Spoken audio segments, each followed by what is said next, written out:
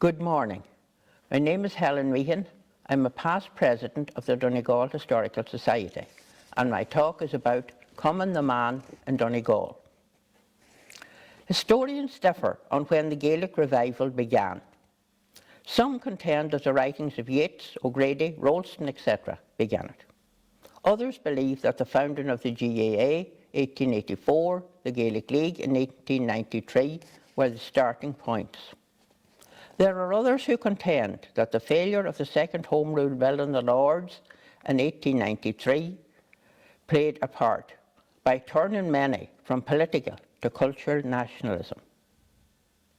And the earlier abolition of the tax on printed matter helped by the growth of cheaper publications. And in time, this helped the growth of nationalism also. In the 1890s, literary societies and cultural societies were springing up in towns, especially in Dublin and Belfast. But several national organisations, such as the Celtic Literary Society, didn't allow women to become members. Maud Gonne, a convert to Irish nationalism, was one of those who was very resentful of this. She was one of a group of women who organised a series of protests against the visit of Queen Victoria to Ireland in 1900. In her autobiographical Servant of the Queen, Maud Gonne wrote, "In November I called a meeting of all the girls who, like myself, resented being excluded as women from national organisations. Our object was to work for the complete independence of Ireland. They called themselves Ininahan na Héireann, the daughters of Éireann, and the society was under the patronage of Bridget and her dual role as saint and as goddess. There was no uniform for the members, but they had a badge which is a replica of the brooches worn in Celtic Ireland. They also wore a blue sash embroidered with an emblem of a golden sunburst. The society was open to all of Irish birth or of Irish descent. Maud Gonne was the president. One of the 4 vice presidents was Ethna Carberry, the pen name of the writer born Anna Johnson. She was already active on the nationalist scene in Belfast. She was the Ulster delegate to the Central Committee, organising the 1798 commemorations. Together with Alice Milligan, she was the co-editor of a journal called the Sean Van Vocht. In it, they hoped to raise the nation by publishing patriotic stories and patriotic songs. The Union had tried both to discourage Irish men from joining the British Army and girls from consorting with British soldiers. Ethna wrote the poem The Suppliant, which contained the lines, "Mothers of Éireann, hold fast your own, the child you nursed in your bosom warm. Flesh of your flesh and bone of your bone, shield him from shame and harm. Speak loud, that the suppliant queen may know Ireland's soul is unconquered still.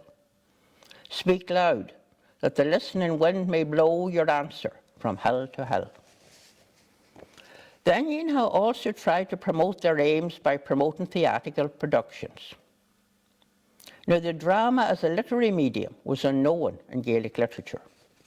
The nearest approach to it was the Oceanic dialogue, into which a good deal of dramatic action was probably thrown. But plays, as we know them today, were unknown. There were few plays available at first, so members mounted evenings of tableaux vivants, illustrating great moments in Irish history. Somebody narrated the story, somebody sang patriotic songs, and the political lesson was this driven home. Ethna was very gifted at designing costumes for these performances. Ethna moved to Donegal when she married the Moncharles-born writer Seamus McManus, but she died the following year. Numerous beautiful wreaths were laid on her grave in Frosses, including one of violets, tulips and lilies, from the Daughters of Erin, with the inscription, "To our much-loved sister and Vice President, Anna McManus." In November 1908, the Daughters of Erin founded mBan the Héireann, a monthly journal. The masthead, featuring a strong-looking woman in Celtic dress with a rising sun behind her, was designed by Countess Markievicz.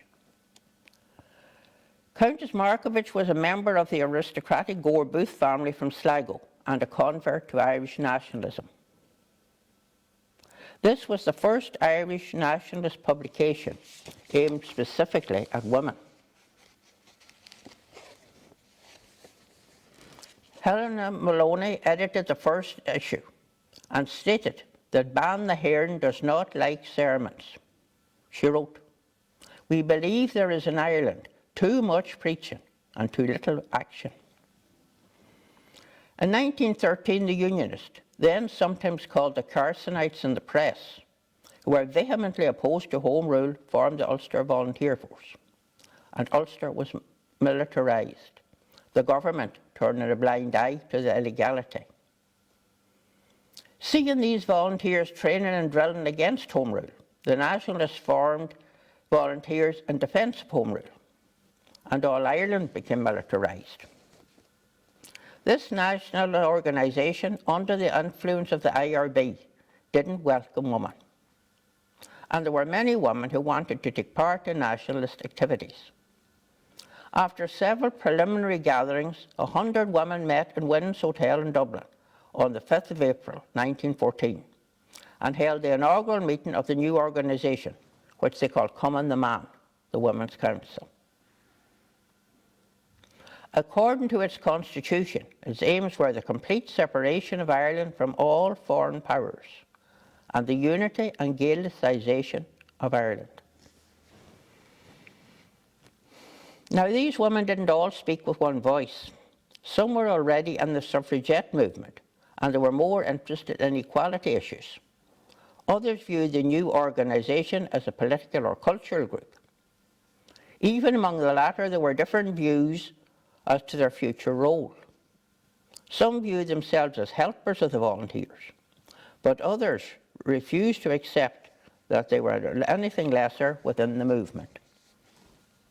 As Mary Collum wrote, "Not the auxiliaries, nor the handmaidens, nor the camp followers of the volunteers. They were the allies in the struggle to free Ireland." Agnes O'Farrelly, a writer and lecturer in Irish in UCD, had presided at the first meeting of Cumann in Dublin. She was a native of Virginia and Cavan and was involved with the Irish College in Cloughaneely. Ethna Coyle, a native of Killul near Falcarra, who had played a prominent role in Cumann later, wrote that the lectures that was given in the college had inspired her to work for Ireland, and she established a branch in Falcarra. As it was desirable to coordinate all nationalist bodies, the Inine had decided to seek a merger with Cumann. Countess Markievicz was able to broker the arrangement between the two organisations, and she chaired the first meeting.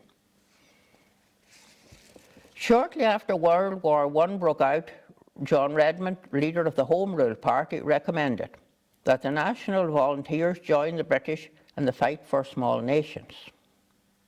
Redmond hoped that this would show his good faith and that the promise of Home Rule would be granted after the war.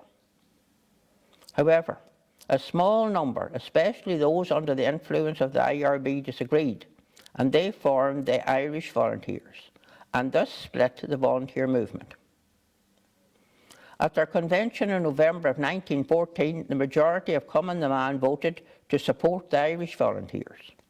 Some left the organisation then, and the number of branches declined. The remaining branches continued their activities, which included promoting Irish cultural events.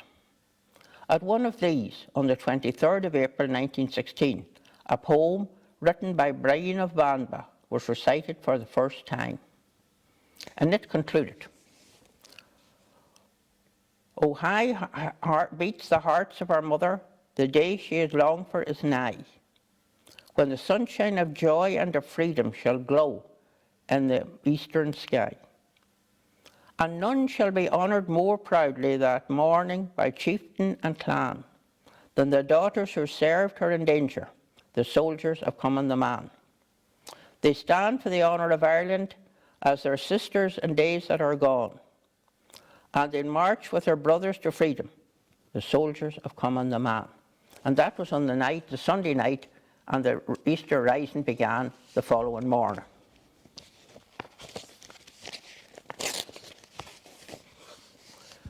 News of the 1916 rising and its failure took the Irish by surprise.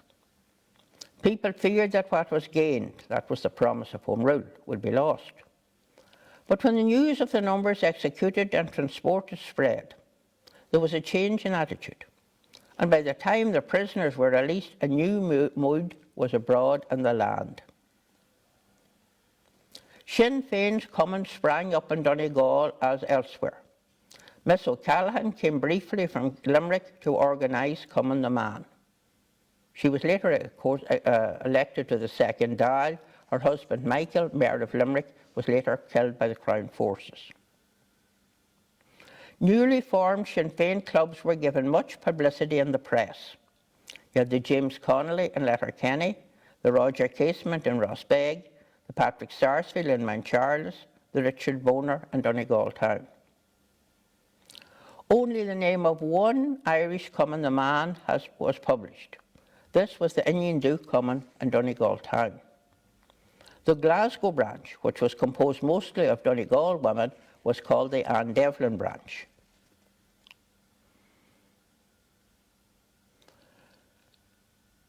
The government agencies like the National Education Board were very much opposed to the new movement. And Mary McGee was teaching in a school in Carrigart, and she was dismissed when it was discovered that she was instrumental in founding a Cumann the man branch in the area. Later she moved and teach in Frosses and married Patrick Barry, who was very prominent in the movement as Sinn Féin councillor for the county. Also dismissed earlier was Mara Cregan, who taught in Dublin. She was active in the movement, and in Holy Week, Sean McDermott sent her on special missions to Kerry. Again, when it was discovered that she was involved with the movement, she was dismissed from her job. Later she came to teach in Ballyshannon and was instrumental in founding the Cumann the man branch there. In February, a meeting was held in the Sinn Féin rooms in Letterkenny, and a branch was formed and an officer board elected. In April, the new branch held a dance to raise funds. The Mount Charles Cumann the man branch was founded in February. In April, Miss Dugan, secretary of the Gweedore Club, reported that they had 42 members, and she gave a talk to the new Annagry meeting. Following the visit of De Valera, leader of the Volunteers and president of Sinn Féin, to Inishowen in February of 1918, Sinn Féin clubs were founded in Carndonagh and Kildare. And this was quickly followed by Cumann the man clubs, which quickly set to work learning first aid.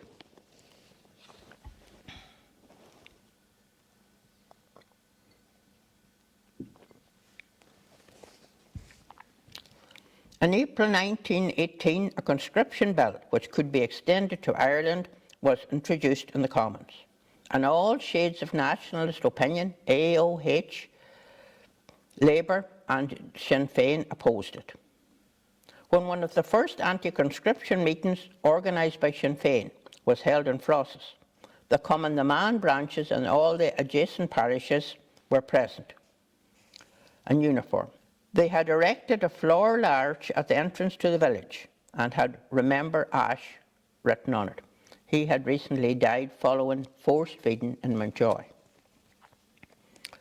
Cumann the man were to the fore in organising what became known as Women's Day, or Lan the Man. Now, whether the idea was taken from the signing of the Ulster Covenant on the 28th of September, 6 years earlier, we just don't know. But signing was to begin in church porches on the feast of St. Columcille, June the 9th. Following the recommendation that women who signed the pledge should form a procession to some place of veneration, and Donegal town they thronged to St. Patrick's Church, where they recited the Rosary and sang hymns. And then they marched to the old abbey and put a wreath on the grave of what was thought to be the graves of the O'Donnells. Members in East Donegal went to Strabane, and there were services held in the church there. By the end of July 2,700 had signed in County Donegal, and by September 1918 there were 13 branches and 296 members in the county. The police were now keeping an eye on the organisation and reported that Cumann the man bought quantities of badges shortly before the Conscription Bill was due to become law. However, by now the British government eventually thought that the idea unwise, and the idea of the conscription was dropped. However, the growing support for Sinn Féin caused it and Cumann the man to be deemed dangerous, and they were banned. In September it was announced that the 14th of December would be polling day in the general election.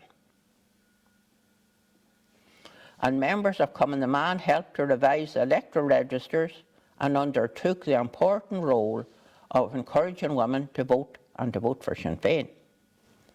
And that year, Cumann the man also issued a pamphlet, The Present Duty of Irish Women.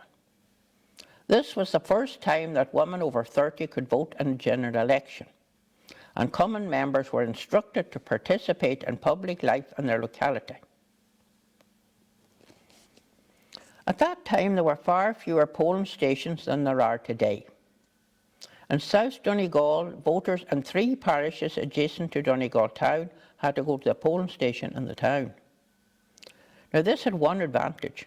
The RIC members in town wouldn't know women living out in country areas, so widespread impersonation was possible. In Donegal town, Cumann the man had a special raincoat which was widely used. In the evening the sergeant on duty commented, "That raincoat was out and in here quite a few times today," but he took no action. Sinn Féin swept the boards, winning 73 seats, while the Home Rule Party only got 6. The Unionists held 26. In South Donegal, John Ward, a Killybegs solicitor, was welcomed in every town along the bay by Sinn Féin and Cumann the man. Each Cumann the man having a beautiful worked banner and tricolours. The Glentys and Dunlow branches were to the fore in welcoming Joe Sweeney for successful candidate in West Donegal. In North Donegal, Joseph O'Doherty's main welcome rally was in Clonmany. In East Donegal, Sinn Féin had supported the Home Rule Party in order not to split the nationalist vote. This had been organised by Cardinal Logue. When Mr Brennan from our Dra Hotel was jailed at Donegal Town Court for drilling the volunteers, he was accompanied to the station by Sinn Féin and Cumann the man, all singing the soldier song and waving flags and wearing uniforms. Cumann the man members adopted a green uniform. Material was of Irish manufacture and a slouch hat. Apart from their uniform, the girls were advised to wear clothes of Irish material, a straight dress with a belt, and the brat as was worn in ancient Ireland. Their banner and badge carried the motif of a rifle. The initials of the organisation intertwined. In 1919 they launched their paper Lower the Man to spread their message. The volunteers, Sinn Féin and Cumann the man took control of most of the social activities in Donegal after 1918. The band parades on St Patrick's Day and Easter Sunday, which had traditionally been in the hands of the AOH and the clergy, now became large publicity campaigns under the new order. Sinn Féin convened the first Dáil in January 1919 and issued the Declaration of Independence. On the same day, the shots fired at Solo Headberg in Tipperary are generally accepted as starting the War of Independence. Early in January, Agnes Cashel, Vice-Chairwoman of the Galway County Council, came to Donegal. Now, after the 1916 Rising, Agnes Cashel had gone to New York to meet with John Devoy, the leader of the Irish organisations there. And in 1918, she was appointed full-time organiser for Cumann the Man. And Donegal, she reported favourably on the Cummann's work, especially the fundraising for the Defence of Ireland Fund. And she presided at a meeting of the Rafo Cumann. In March, the Kindrum Cumann held a very successful bazaar, and the Soldier's Song was sung at the end. All these events were published in the Derry Journal and the Donegal Indicator, and later, after 1919, in the newly formed Donegal Democrat. In 1919, the local branches were reformed into semi-military organisations. Each branch had a captain, 2 lieutenants, leaders, etc. For example, the Dermahal Cumann the Man belonged to the 1st Northern Division, 2nd Brigade, 3rd Battalion. Its captain was Mary Ann Sweeney, née Holmes from Ballyhooly. The organisation had now subordinated itself to the IRA in relation to all military matters. And accordingly, their military activities would depend on how the IRA sought to involve them in the military campaign. Minnie Ward, captain of the Lohanure branch, stated that as a brigade officer during our service, we took the same oath of allegiance as the volunteers and rendered valuable service to the company. Individual members usually weren't very prominent. They worked quietly, carrying dispatches, even arms and ammunition, scouting, fundraising, and providing safe houses and food for the flying column. Many of them had done courses in first aid, and some were nurses. Roisin O'Doherty from Dunlow was a nurse as well as a dispatch carrier, and tended to the wounded after the shootout in Glendone. Sis Maguire, a nurse from Ardra, tended the wounded men after the Kilrain ambush. Ellen Kelly, whose father taught in school near Church Hill, was involved in the movement when nursing in Dublin. Later, she ran a field hospital in Glenveigh during the Civil War. The activities of the Tans, who came to assist the police in 1920, destroying businesses and factories, banning fairs and burning creameries, disrupted the commercial life of the countryside, and many people were experiencing financial hardship. The White Cross was established in June of 1921 to distribute the funds raised by the American Committee for Relief of Ireland. Cumann the Man were involved in distributing the aid at local level. The military are now more aware of the Cumann's activities, and they were much more closely watched. Ethna Coyle, who was now in Roscommon as a Gaelic League organiser, was arrested when found to have plans of Roscommon Barrack on her person. She was taken to Athlone and later to Mountjoy and jailed for 3 years. She was one of the first women arrested by the British.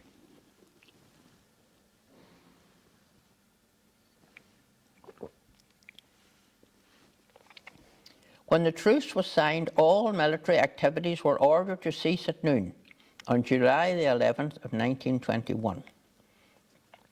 The IRA used the time to better their fighting skills in training camps, and there was a training camp established in 4 areas of the county. The one in South Donegal was at Drummerone, 4 miles from Mount Charles. The local Cumann the Man, which held its meetings in McGrorty's barn in Sellis, was very active in baking bread and catering to the volunteers. In fact, it's said at these meetings there was more internal fighting going on than was in the whole of Ireland. Later, 3 of its members, Mary Ann Campbell and her sister Bella and Brig Gallagher, were arrested by Free State soldiers for answering them cheekily, and they were taken for 2 nights to the Rock Barracks in Ballyshannon. The Mount Charles and Process Cumann helped the Drummerone branch and the Kittern. They all had worked together from the foundation in 1918. Sarah Ann McManus was the sister of the writer Seamus McManus. She was president of the Mount Charles branch. Barney Monaghan, who was a leader on both the Tan and Civil War in the area, in his statement to the military archives, highly praised the Cumann the man. He said they didn't know how they would have managed, only for the way the girls looked after them. Two of his own sisters were in the branch, as well as their cousins, the Meehan sisters from Cumann. Although the TDs and other leaders were released from jail at the beginning of the truce, many of the rank and file members weren't. At Halloween, Ethna Coyle made a dramatic escape from Mountjoy and managed to avoid recapture. All were released in December, and then she came back to Donegal, where she was appointed organiser for Donegal and Tyrone. There she reported that she found many of the members demoralised. She had to close some branches and found new ones. The Ballantrae Cumann disbanded by this time. Its most prominent founder had been Ellie Mcadam. Ellie Mcadam was the daughter of John Mcadam, editor of the Donegal Vindicator in Ballyshannon. His paper favoured the Home Rule Party, but his daughter had been at college in Dublin and come under the influence of Thomas MacDonagh, and she had different views. She then became editor of the Donegal Vindicator, and during her term, the offices were raided and wrecked by the Tans, and she herself was jailed in Armagh.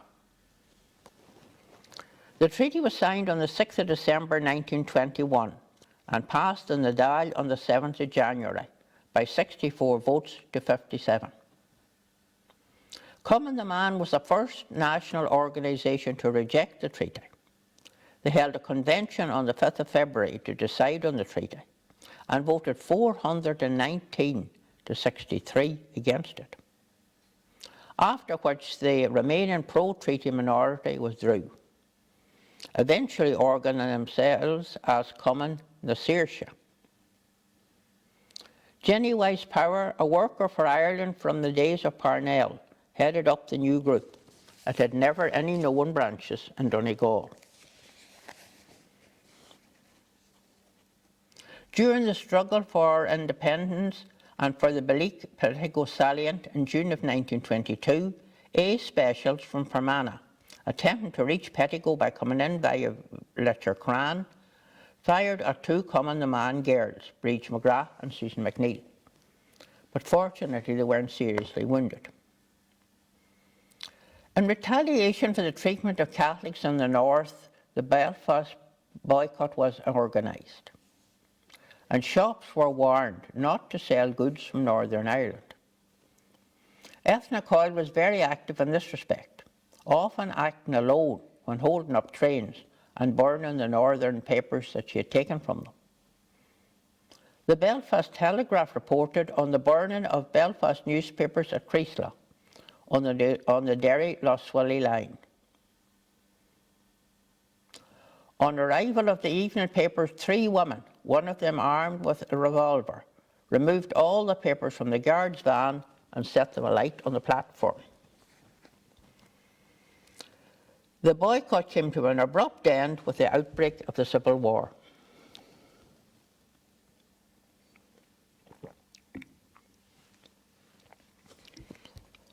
The Civil War, more aptly named in Irish, Cumann na Garad, the War of the Friends, began when the Free State Army shelled the 4 courts on the 28th of June 1922. The 1st Northern Division took over Glenveigh Castle in Donegal for the duration of the war and used it as their headquarters. Cumann the Man continued doing the duties they had performed during the Tan War, and they also helped to distribute the Republican paper called Era, which was then published in not Belfast, but in Glasgow. Ethna Coyle kept the lines of communication open between the 1st Northern Division in Donegal and the 3rd Western Division in Sligo by travelling in a rowboat between St John's Point near Duncanilla and Mullaghmore in Sligo. On the 25th of September, her boat was ordered ashore near Donegal and she was arrested.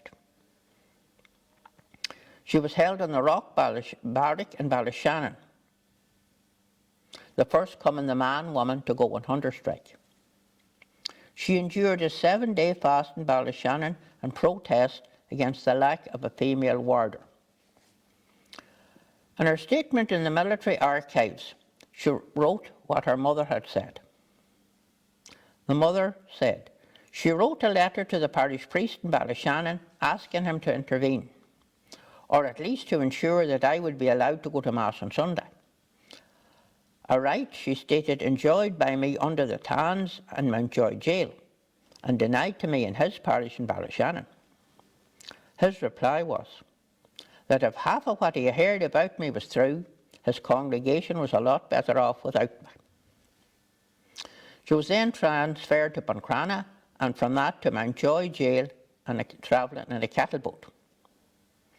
By the time she arrived there, she joined the swelling numbers of Cumann detainees. Now, despite the hardships suffered by these women in the jails, they kept their spirits up. A group in Kilmainham called themselves the Devil May Cares and signed their names in Irish and called the jail Carker Kilwine. At the end of July, Glenveigh was taken by the Free State soldiers. The main body of the men had already left, but the plant for printing the Tyrconnell War Bulletin was captured. Kathleen McLaughlin, the typist, was arrested. The Civil War officially ended when Aiken ordered them to dump arms, and the Free State government allowed the order to be published. That was on the 29th of May 1923. However, the arrests continued, and between November of 1922 and December of 1923, there were 224 Donegal prisoners in the various jails, and that included 16 women in Kilmainham. Of these, 5 were from the Dunloe branch. Cissy O'Donnell and Mary McBride were arrested in March and were taken to Buncrana. Cissy was so badly treated there by the Free State soldiers that she had to be taken to Lifford Hospital. Rita Boyle and Roisin O'Doherty, who were active in Glenveigh during the Civil War, were interred in Kilmainham also. 3 sisters from Creeslaw, Kitty, Mary and Sadie McGee, were released at different times in autumn of 1923. Nellie O'Kelly was released the same day as was Theresa Mcgeehan. Theresa Mcgeehan from Kingarrow and Fintown was working in a bank in Manchester in 1916.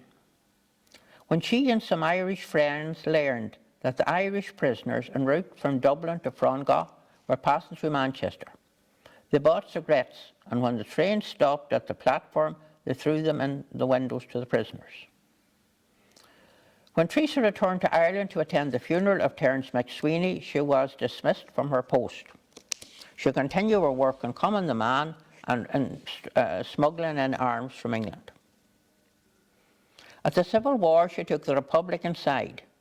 She was arrested and brought to Glenties Barrack, where she got pneumonia, and she had to spend 4 months in Glenties Hospital. She then moved to Dublin and was rearrested there on the orders of General Mackay. She was held in Kilmainham until her release in the autumn of 1923. Later, she taught with the Loreto nuns in College Breach of Falcara, but she moved to live in Dublin in the 1940s. There she wrote and broadcast stories in Irish for Radio Éireann. At Easter of 1958, she was invited to unveil the Celtic cross in Main Street, Stannora. This was erected by the County Donegal Memorial Committee in memory of the Donegal men and women who had died in the fight for freedom.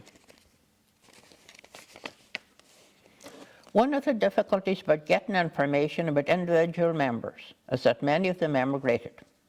In other cases, people were reluctant to talk about the Troubles. Indeed, a veil of silence was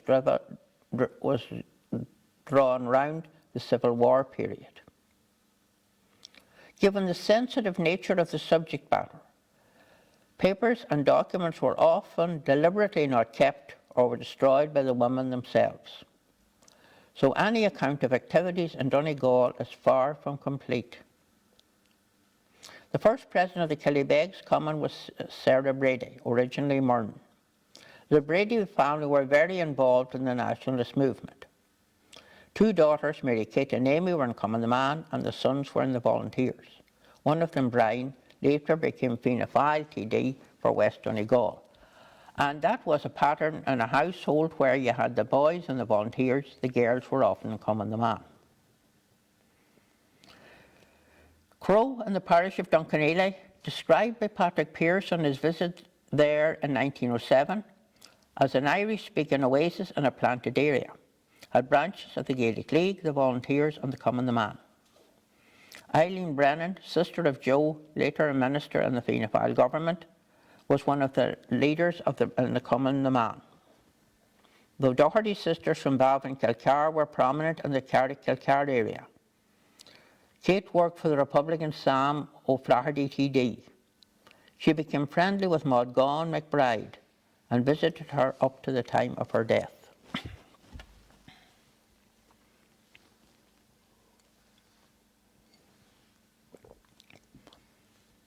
Three of those in Cumann jail were from South Donegal: Lena O'Doherty, Anne Timoney and Marion Blake. Lena O'Doherty from Bundoran joined mBan when she was a student in Dublin and was arrested there by the police when caught carrying dispatches. In January of 1923, she was arrested by Free State soldiers and taken to Mountjoy and then to Kilmainham. There she became very friendly with Dorothy McArdle and Kate Bulfin. Kate Bulfin was the daughter of William, and she later married Sean McBride, the founder of the Clan Republic. After her release, Lena taught in our Farnes School in Bundoran. She married Leo McGovern, a returned Yank originally from Fermanagh, and they opened the American House Hotel. Anne Timoney, a native of Garva, Barnesmore, joined the Stranorlar branch of mBan in 1920. On the day of her arrest in 1923, she walked, carrying dispatches from Ballyshannon to Tullahan and Leitrim, and back to Ballyshannon, where she spent the night in Mcadam's. On the following day, she was arrested when going to Donegal town station and brought to Buncrana. And then she was taken by boat to Dublin and hence to Kilmainham, where she was interned for 156 days. Although papers state that Marion Blake was a native of Gortahork, she was actually a native of mBan in Inver parish. She was a sister of Michael John Blake, who was prominent in both the Tan and Civil Wars, and who wrote poems such as The Roundup in Chower about the period. Marion, a teacher, was sacked for complicity with the regulars. Later she was reinstated and taught in a Loreto convent school in Dublin. The imprisonment of so many of the more active members of mBan during the Civil War disrupted the work of many branches, and many ceased to function. The leaflet with the phrase, "branches in every county in Ireland," had to be revised, as there were no longer branches in many of them. In 1934, there were two branches in Donegal, one in Lashone and one in Letterkenny. But by 1936, they too were gone. There were many reasons for this. One of them was emigration. Also, many had moved on, got married, etc. And divisions within the Cumann itself and with other feminist organisations didn't help either.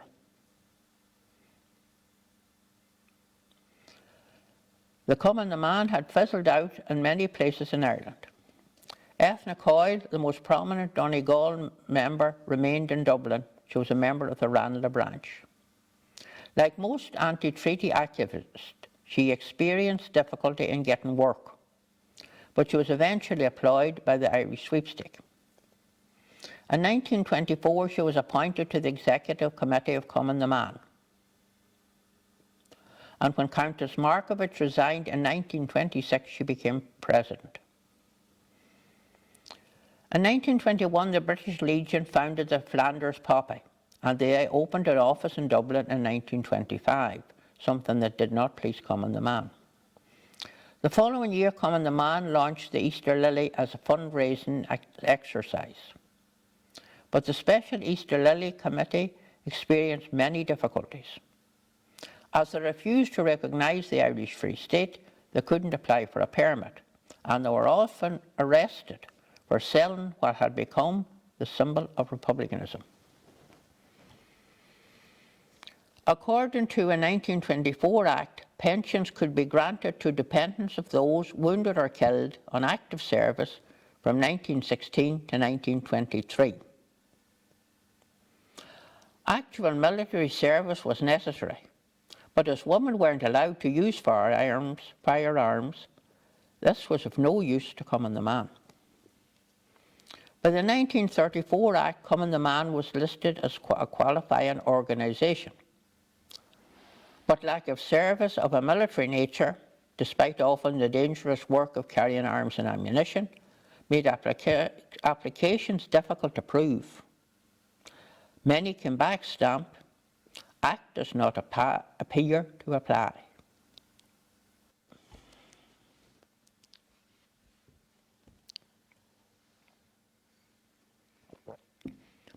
Hannah Blaney, a member of a prominent Rothschild nationalist family, was only awarded her pension in 1941, and she was only awarded it for 2 1/6 years service, though she had joined Cumann the man in 1918 and was active in both Tan and Civil Wars.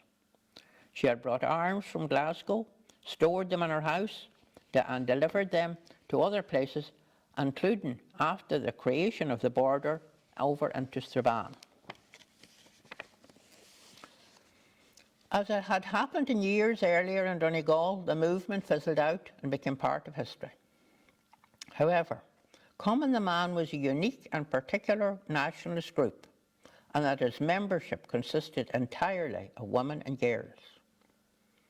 On the continent of Europe, where nationalism was very much in vogue, no other women's nationalist group existed or was even remotely as prominent. Cumann the man were substantial players in the Irish Revolution. Thank you.